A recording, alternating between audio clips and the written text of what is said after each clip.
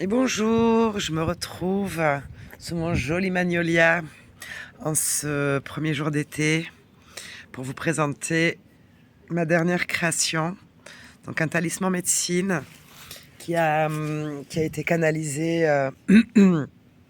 par de la médiumnité pure, mais également avec le pendule et en voyage chamanique. Donc c'est le talisman du yin et de yang, le talisman de l'équilibre. Donc il y a eu déjà les deux pierres, l'améthyste et le rubis. Le rubis qui est lié au cœur, l'améthyste plutôt lié au divin, entre autres choses, hein, je vous la fais courte.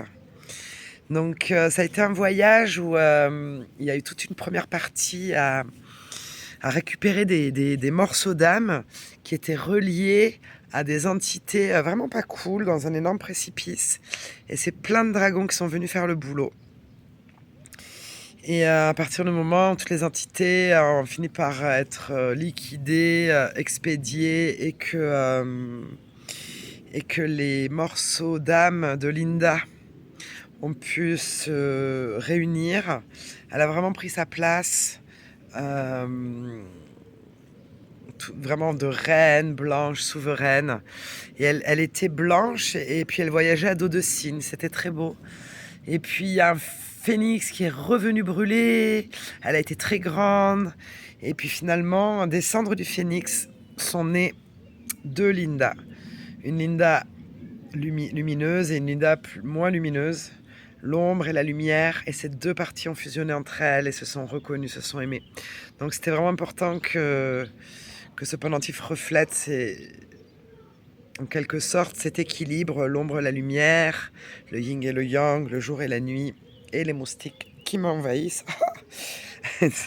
et, euh, et à la fin du voyage, elle était réunie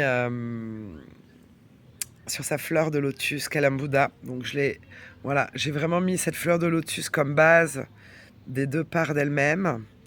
Et puis elle m'a confié une bague en or que j'ai fondue et que j'ai transformée en serpent. Parce que je trouvais ça chouette que déjà le yin et le yang soient partagés par un serpent. Et je trouve vraiment que le serpent symbolise la transformation, l'évolution. Il vient de la terre, il va vers le ciel.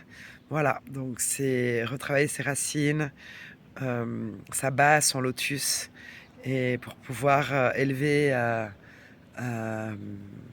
pouvoir partir en fait quelque part, et toujours garder cet équilibre. Et au dos, j'ai mis la rune Manase qui m'a été suggérée et un petit cœur pour pas oublier de s'aimer. Voilà, merci de m'avoir écouté, à bientôt.